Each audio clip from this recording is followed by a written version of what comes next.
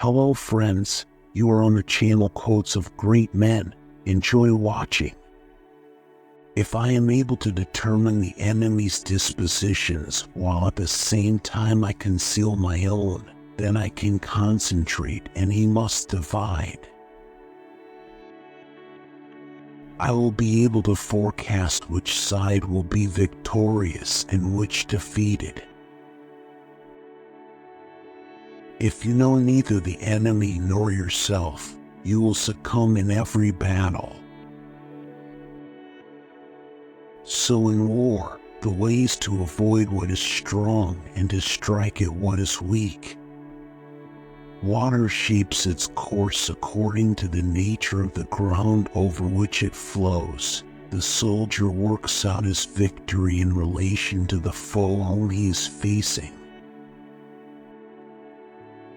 If I determine the enemy's disposition of forces while I have no perceptible form, I can concentrate my forces while the enemy is fragmented.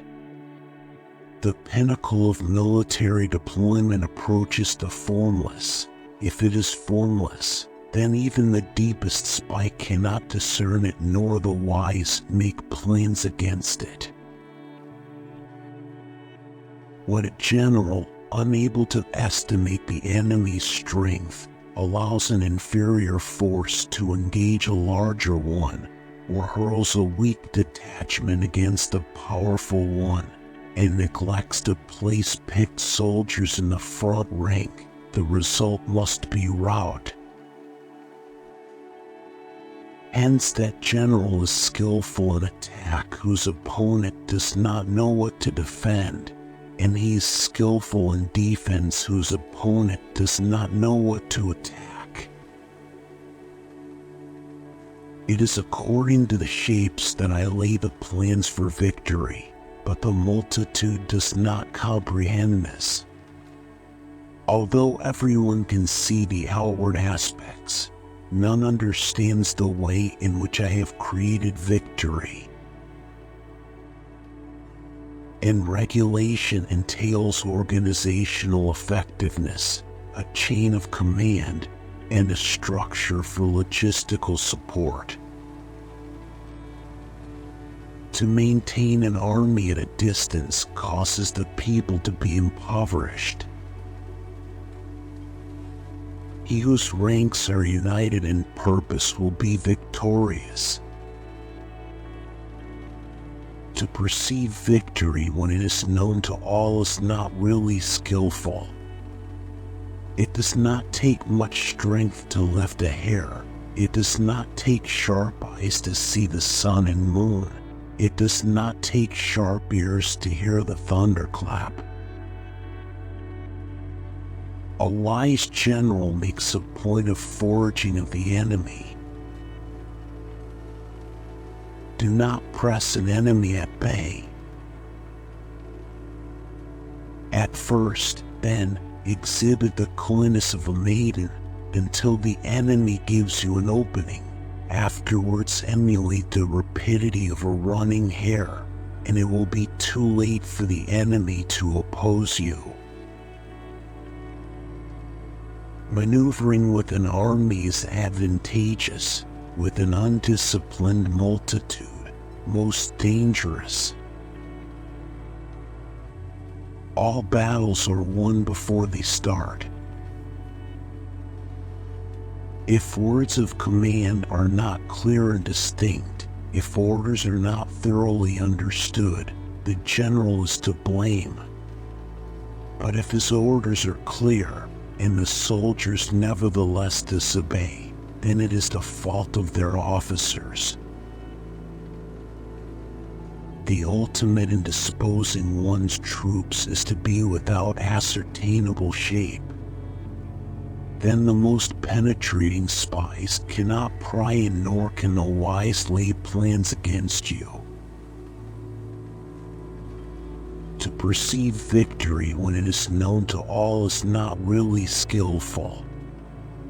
Everyone calls victory in battle good, but it is not really good. The natural formation of the country is the soldier's best ally, but a power of estimating the adversary, of controlling the forces of victory, and of shrewdly calculating difficulties, dangers, and distances, constitutes the test of a great general. The sovereign must have full knowledge of the activities of the 5 sorts of agents. This knowledge must come from the double agents, and therefore it is mandatory that they be treated with the utmost liberality. Generally in war, the best policy is to take a state intact. To ruin it is inferior to this. War is a matter of vital importance to the state.